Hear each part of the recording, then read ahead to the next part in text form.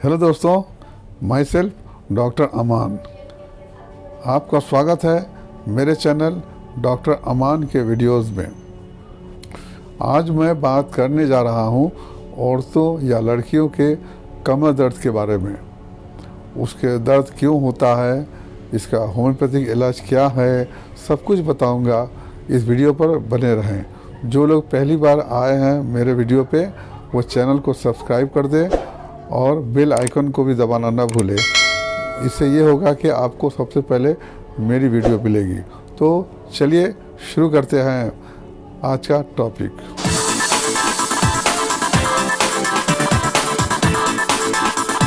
कमर दर्द। कमर दर्द आम हो गया है आजकल। लड़कों में, मेल में, फीमेल में, सब में हो रहा है। मगर आज मैं बात करूंगा ओनली फीमेल के कमर दर्द के बारे में। जैसा कि मैंने पिछले वीडियो में बताया था, कॉमन कमर दर्द सबके लिए, मेल फीमेल सबके लिए बताया था। तो आज मैं सिर्फ बात करूंगा औरतों के कमर दर्द के बारे में। औरतों के कुछ ऐसे कारण होते हैं, कुछ ऐसे कॉजेज़ होते हैं जो सिर्फ औरतों में होता है। मैं उस पर बात नहीं करूंगा। जो स्लीप डिस्क हुआ, एलो लंबर रीजन में जो पेन होता है, या फिर साइटिका, उस पर बात नहीं करने जा रहा हूँ। मैं बात करूँगा सिर्फ औरतों के कमर दर्द के बारे में। तो चलिए बात करते हैं औरत के कमर के दर्द क्यों होता है।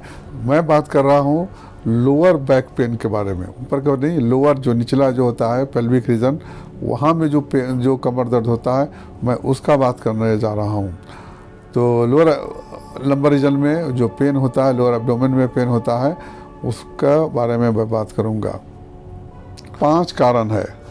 पहला PMS, प्री मेंस्ट्रुअल सिंड्रोम। ये मेंस शुरू होने के 1-2 दिन पहले से दर्द शुरू होता है। इसमें 2 टाइप का हो सकता है, एक फिजिकल एंड दूसरा होता है इमोशनल। फिजिकल में क्या होगा, कमर दर्द होगा, थकावट लगेगी, उसके बाद में हेडेक होगा, ब्लोटिंग होगा। सेकंड जो है वो है इमोशनल। इमोशनल में मूड स्विंग होता है, एंग्जाइटी होता है, उसके बाद में कंसंट्रेशन नहीं हो पाता है। ये सब सिम्टम होता है इसका, PMS का। दूसरा है PMDD, pre menstrual dysmorphic disorder. इसमें जो सिम्टम जो है, जो PMS जो का सिम्टम था, वो ज़्यादा करके होता है। मतलब पेन ज़्यादा होगा, उसके बाद में थकावट ज़्यादा होगा, हेडेक ज़्यादा होगा, सब सिम्टम ज़्यादा होता है। तो इसको हम PMDD कहते हैं। तीसरा कॉज है वो है इंडोमेट्रियोसिस।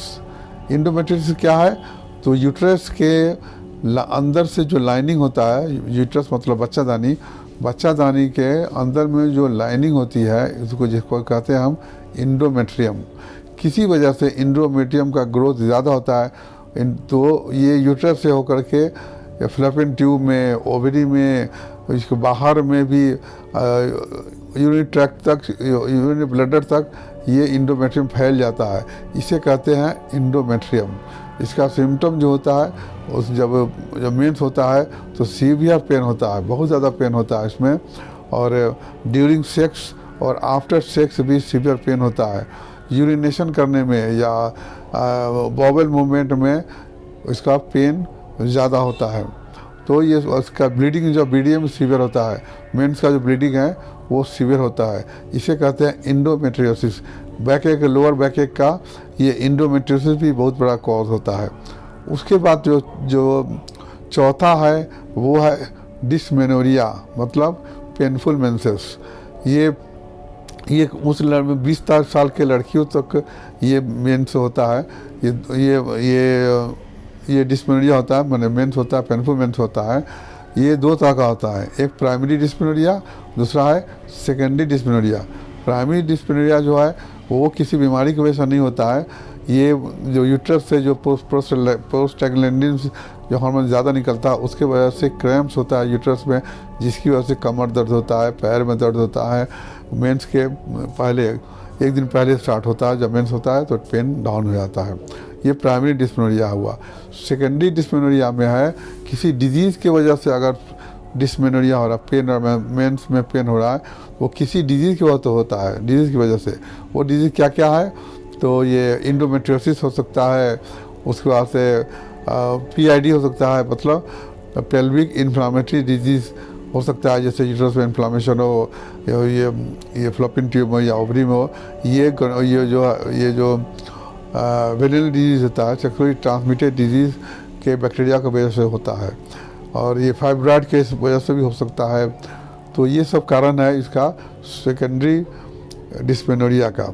उसके बाद जो कमर दर्द है होता है वो प्रेगनेंसी के टाइम में भी कमर दर्द होता है, खास करके 5 to 7 मंथ का जब प्रेगनेंसी होता है तो कमर दर्द होता है। वो क्यों होता है कि यूट्रस जब बच्चा उठाता है, यूट्रस में बच्चादानी बढ़ जाता है तो भारी होता है, जिसकी वजह से लिगामेंट, कमर के लिगामेंट में खिंचाव होता है, जिसकी वजह से कमर दर्द होता है। डिलीवरी के बाद में ये दर्द ठीक हो जाता है। किसी किसी लेडी को आफ्टर बर्थ, डिलीवरी के बाद भी कमर दर्द होता है। वो इसलिए होता है कि जो बच्चा होने के बाद में यूट्रस अपने सही पोजीशन में नहीं जाता है, यूट्रस बड़ा रहता है, हैवी रहता है, जिसकी वजह से खिंचाव होता है, दर्द होता है।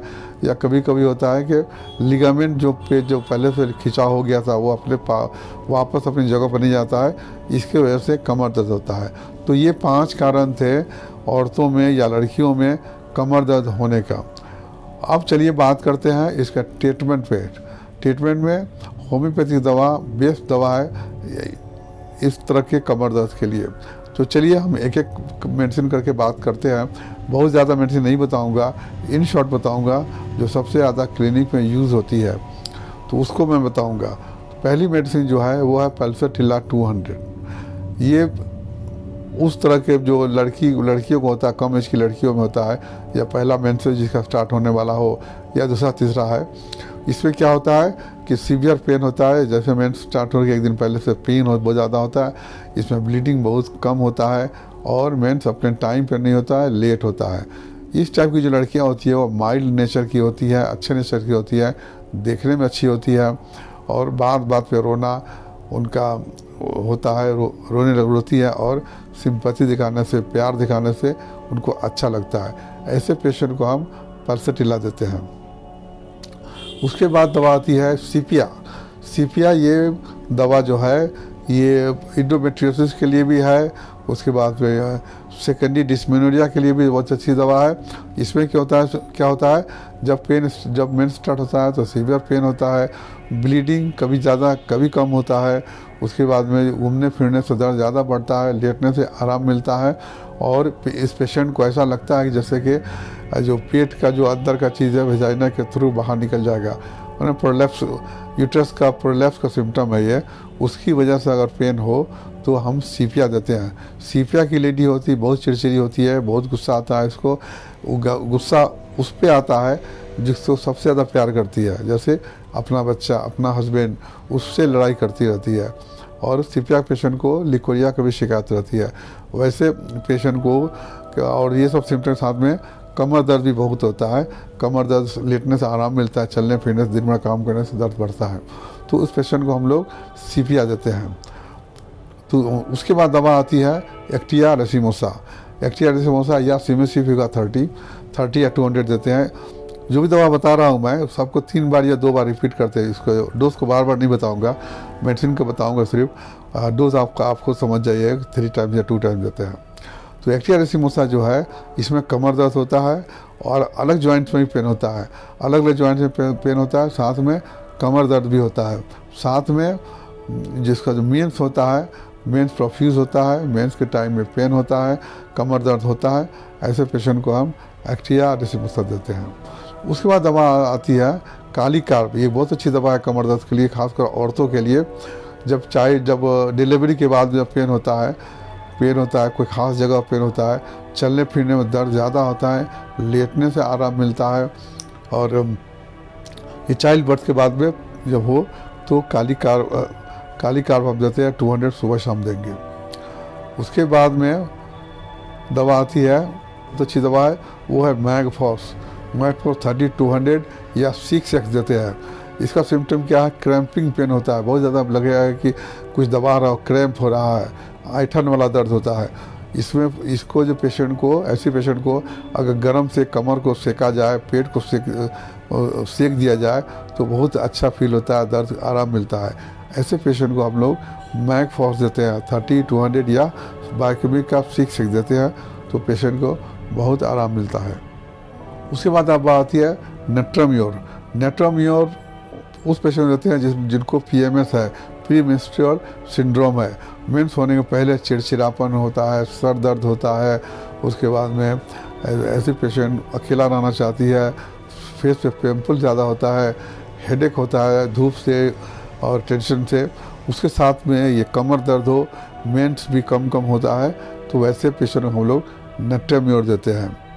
उसके बाद दवा आती है कैलकेरिया कार्ब। ये दवा जो लड़की मोटी है, थुलथुली, या औरत मोटी थुलथुली है और उसको मेंस प्रोड्यूस होता है, कमर दर्द साथ में होती है, तो ऐसे पेशेंट को हम कैलकेरिया कार्ब देते हैं। कैलकेरिया कार्ब के पेशेंट का हाथ पैर ठंडा रहता है, उसके बाद डिज़ायर फॉर एग ज़्यादा होता है, अंडा खाने का बहुत मन होता है और दूध से नफरत होती है। ऐसे पेशेंट को हम कैलकेरिया कार्ब देते हैं, 200 देते हैं, सुबह शाम देते हैं, कमर दर्द ठीक हो जाती है। डिलीवरी के बाद में अगर कमर दर्द है, आराम नहीं मिला किसी दवा से, तो वैसे पेशेंट को हम लोग आर्निका 200 एंड रस्टक्स 200 देते हैं। ये बहुत ही अच्छे दवा है, दोनों दवा को आप अल्टरनेट दीजिए, बिल्कुल पेशेंट ठीक हो जाएगी। तो ये थी दवाएं कमर दर्द के लिए, ख़ास करके औरतों के लिए। उम्मीद है ये वीडियो आपको पसंद आया होगा। मैंने जितनी बातें बताई आपको समझ में आ गई होगी।